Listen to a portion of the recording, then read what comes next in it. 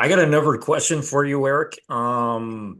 What's the secret to, I'm assuming you're a married man. What's the secret to a Yeah. happy marriage? How long you been married for? Uh, I think I was going to ask my wife, but she went upstairs. I got married in 1968. So that's 32, 42, 57 years. What's the Wow. secret? Marrying a kind woman, marrying a woman that, you're physically attracted to, marrying somebody finding somebody who's honest, finding somebody who actually loves you. um, I think is probably the most important thing. Somebody you sense loves you for just who you are. Hmm. Do you think it's harder these days for guys to find the right partner with these new things like Instagram, for example, OnlyFans, and various other things on the Yes, horizon? I think you've made a great point. I think the internet has added an incredible degree of difficulty to life. I'm not exactly sure why, but I know it has. My kids didn't get married till way later than my wife and I did. Um, I think the internet has just made life more difficult. I think beyond just the technological difference, creating so much opportunity that people get paralysis, there's like a cultural thing, right? Where I see in my younger Gen Z clientele a lack of emotional resilience. You know, Hmm. I mean, I thought back in my day when I was learning pickup, it was like, oh, you're not a special flower. You've got to man up. You've got to build like a thick skin, to withstand rejection. The 20 young 20 something students I've had, it is even more fragile than I remember. I don't know if other coaches have experienced this, but it definitely seems that younger Gen Z males are so much more scared than even I was back in the day when I was learning pickup. I don't know if any of you guys want to chime in about your Gen Z male clients. Michael, you're muted. So what you're saying is accurate. So what Eric was saying before is like, what has the internet done? Well, it's taken people who, traditionally would come from tribes of 150 people, Dunbar's number, which is, throughout history. In fact, military units are around 150 people. That's how many active faces most people can remember. And then it's given you like, if you really were to take a look, if you were to scroll on Instagram, the number of impressions that you receive of other people in their lives, the human mind is not evolutionary matched for that. And because of that, it causes a level of paralysis. There's just pornography does the same thing. It causes men to start thinking, having unrealistic expectations about the women they can get. I've seen OnlyFans do that, where guys are messaging girls that they think are their virtual girlfriend. And then the same thing has happened with women, where dating apps and social media has made them believe, because of all the attention that they get from like simping men, that they could now get a very high status men to settle down and commit to them, and they can't do that. So now what's happened is, because women have made the price of sex so high, and men have tried to make it so low, we've ended up in a situation where we're not transacting, and that's the reason why we have the lowest marriage rate, and the lowest fertility rate that we've had in several decades. That's mainly the reason why. The internet is not, we're not evolutionary. It's an evolutionary mismatch for what we are today. Couldn't Interesting. agree more. Yeah. Yeah, I would say, This is why I yeah. tell I was just gonna say this is why I tell a lot of all my guys when they first start with me that they have to shut off all social media. No Uh, YouTube, no Instagram, no TikTok, nothing. No watching the news, no listening to the news. They have to completely detach from all of that stuff because what those things do, like not only is it altering your perception, but what it does is it takes your consciousness and it spreads it. Okay, so you guys all seen like Harry Potter, right? Voldemort, he had those Horcruxes where he split up his soul into all these different things. That's kind of what it does. I mean, it's not your soul, but it's parts of your identity. So you've got you part of your consciousness is attached to Instagram, part of your consciousness is attached to TikTok, part of it's attached. So you have all these satellite identities that are then influenced by those other realms that have all their inputs, right? So, and then that fucks with how you move with yourself and how you posit yourself and your grounding, right? Because then all those influences play a role, even on like a subconscious level. So I'm like, okay, you got to cut all those so that you can start having a genuine conversation with yourself and figure out who the hell you are, like without those influences. And a lot of guys, they go into panic mode. They go through withdrawal. They don't know how to just sit and engage with themselves. So it's almost like you're dealing with children for the first month. It's really weird. It's very interesting. That leads beautifully into my next question. I'll just quickly say this before asking the related question. Similar to that, there's information overload. So back in the, 1700s or so on, there wasn't much information going on. You're exposed to more information in one day in the 21st century than any person was in their entire lifetime a few hundred years ago. In one day, compared to an entire lifetime a few years ago, just to sink that in.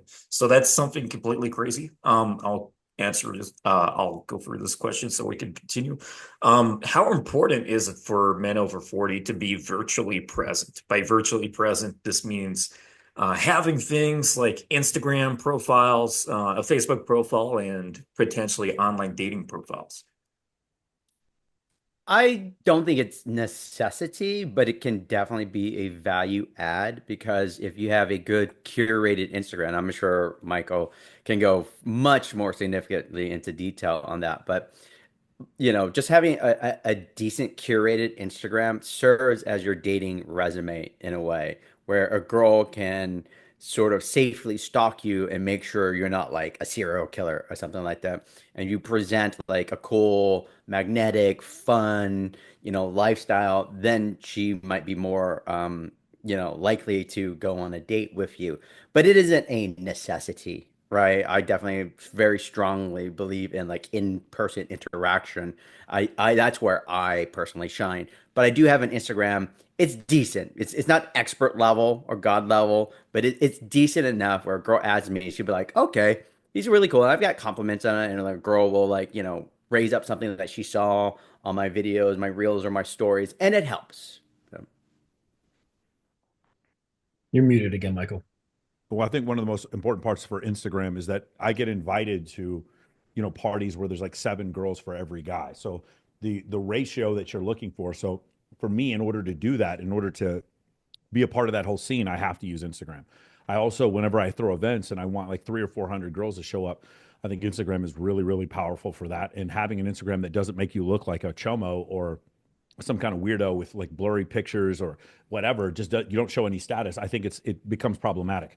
Whereas I say, I'm 47, so I do remember a time when you didn't need social media at all. I think if you want to consistently date really, really attractive women, it's very difficult because if you're not using social media, because they are the ones who receive the most stimulus because of their physical attractiveness. So if you're not part of that stimulus, or rather you can, what I'm talking about, redirect some of that stimulus in your direction, it's really hard to get them out. So, that's one of the things I've talked to a lot of really attractive girls that have come on my show. And I'm like, do you guys go out anymore? Do you go to clubs? There's 5 nightclubs closing down every week in London now. And there's several nightclubs in Los Angeles that are closing down because hot women just aren't going out.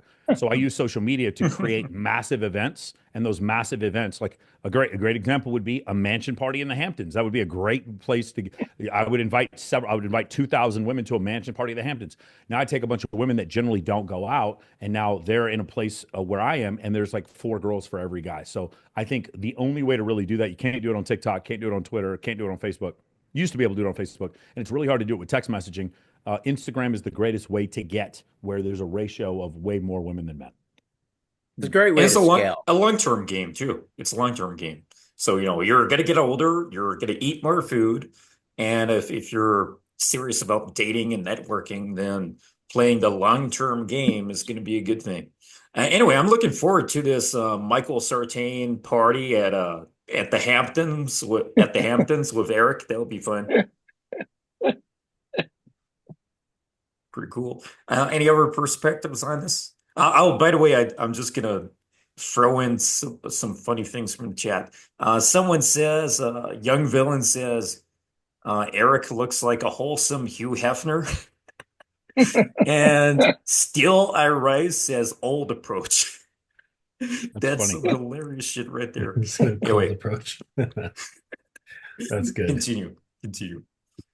In your respective Yeah, I field. mean, like these days, it's sort of like a bittersweet sort of thing because it's certainly something that you can leverage to your advantage, right? But at the same time, just like with any market, whatever has the market, whether business, people, networking, products, services, you name it, when you go into that, you are now willingly subjecting yourself to the whims of said market.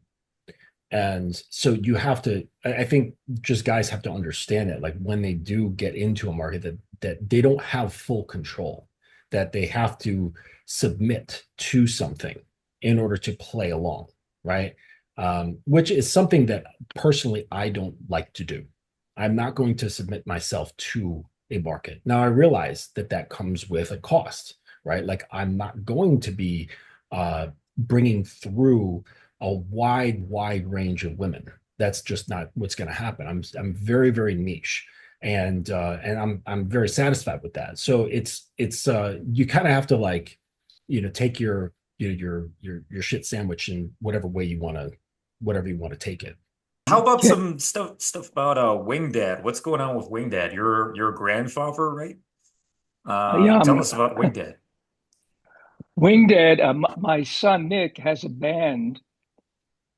It's not really active, called Girl Problems, and he and Charles, his band partner, did an album a couple of years ago that I think had 10 or 12 quite funny and quite good songs about about girl problems.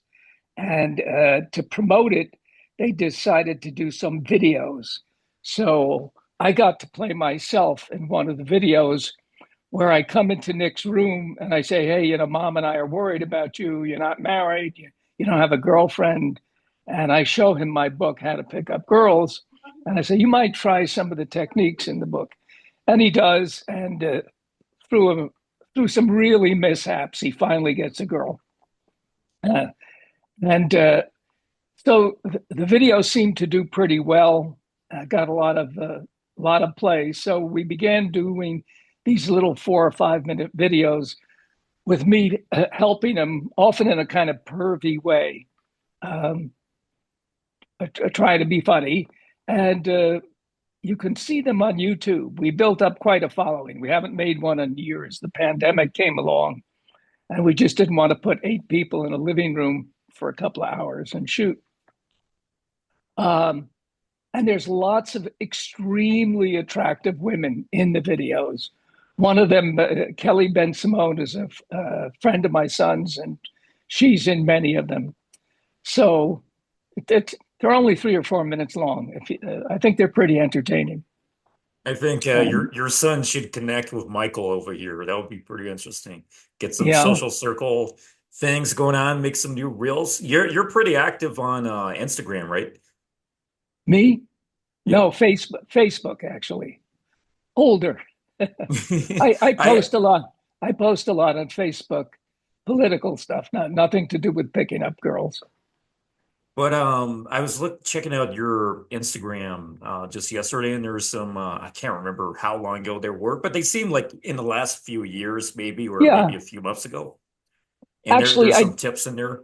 yes, yeah, yes. You're right. My nephew does that for me. He comes in and interviews me, and I give a little 1 to 2 minute lecture, like be funny. I sincerely believe this to be true. Women love funny men. If and you probably think, or many guys think, but yeah, but I'm not funny. Go online, listen to comedy records, watch funny movies, watch funny stuff online. It'll bring out the natural inner humor in you. You'll start viewing life so grimly. And because if you get super serious about picking up women and you get very grim and intense about it, you're going to implode and you're going to do really poorly. Women love funny men. Find your inner funny self. That's one of my pieces of advice. 100%. I agree with that because there years ago I wasn't that funny. Like I would be funny to my family and whatever, people close to me. Yeah. But outside of that, not so much. And then you're absolute I did exactly what you said. I went on YouTube, I binge watched a load of stand-up comedy, Yes. what do you call it? Not spontaneous comedy, but there's a different word for it. And then after really watching a shitload of these videos about a comedy, I started to become way funnier than I was. And I even tried stand-up comedy a few times too. And my first show, the really experienced comedians who were there were quite a lot of comedians there that day, said I did extremely well for first try. And their experience the first time they went on it was horrible compared Right. to mine. So I was like, oh, this seems pretty promising. And then I got big-headed about it, and my second was a real dead one. So that one didn't work out so well because I didn't prepare anything really. But it worked out very nicely the first attempt, the first gig I went to. So You know, absolutely, absolutely. you have a funny way about you. A naturally funny way about you. Yeah, I I don't don't know just whether look it's funny. no. You've got a little smile, a little twinkle.